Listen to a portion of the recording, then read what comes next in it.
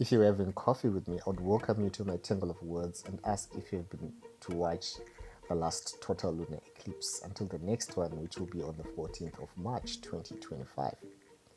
You know how the lunar eclipse happens because the Earth will be casting its shadow over the moon?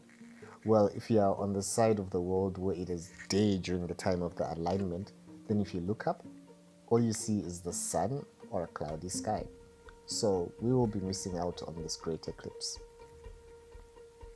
The lunar eclipse is known as a blood moon because of its characteristic red color. The Shona people refer to the blood moon as mwezi wa wora, meaning that the moon has gone rotten. It can either be a foreboding sign or herald good tidings, although it seems to be regarded more as an ominous omen. Why does the moon turn red? The moon turns red because the shadow cast by Earth on it is reddish due to the scattering effect of light, which is also why sunsets and sunrise appear reddish orange. If the shadow were completely black, the moon would disappear from the sky during the eclipse alignment.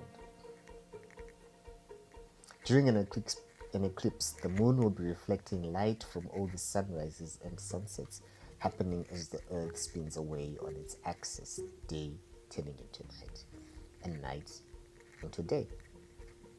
If you're having coffee with me, I'll tell you somewhere up at the sky is the ZimSat-1, a Zimbabwean cube satellite that will be deployed from the International Space Station.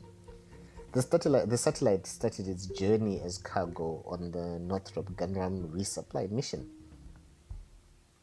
The CRS-18 Cygnus spacecraft is named after the first woman in space, Sally Ride, successfully launched on 7 November 2022. I hadn't seen images of the ZimSat-1, although I understood it was a small satellite. It had not clicked how small it would be until NASA shared an image of the cargo that would be included, which included Uganda's Pearl Africa Sat-1. The satellites are under the BIRDS Project Joint Global Multi-Nation BIRDS Project, consisting of a constellation of two 1U CubeSats and one 2U CubeSat developed by Uganda, Zimbabwe, and Japan.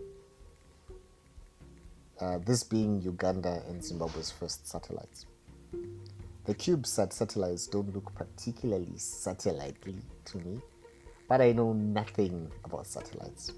The units are equipped with sensors that should enable them to gather visual and spectral data on the surface conditions of the area being observed, as well as communicate with amateur radio stations. It is contemplated that the ZimSat-1 will help Zimbabwe in land, water, and mineral mapping, including weather forecasting, infrastructure planning, border security, and disaster prevention. If you're having coffee with me, I'll tell you that Artemis 1 craft was rolled onto Launchpad 39B in preparation for a launch attempt on the 14th of November. Launch has been aborted several times, and will this be the lucky November launch? Elon Musk seems to be finding that taking over Twitter is not as easy as launching a car into space. I'm curious if he will succeed in breaking the bed up. One of the major changes being making verification part of his subscription service adjusted to $8 a month. I recognize this tactic. The changes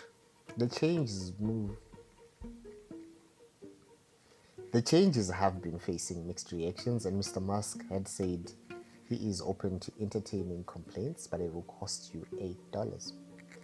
A Twitter exodus is predicted, and there's a quest to find an alternative app.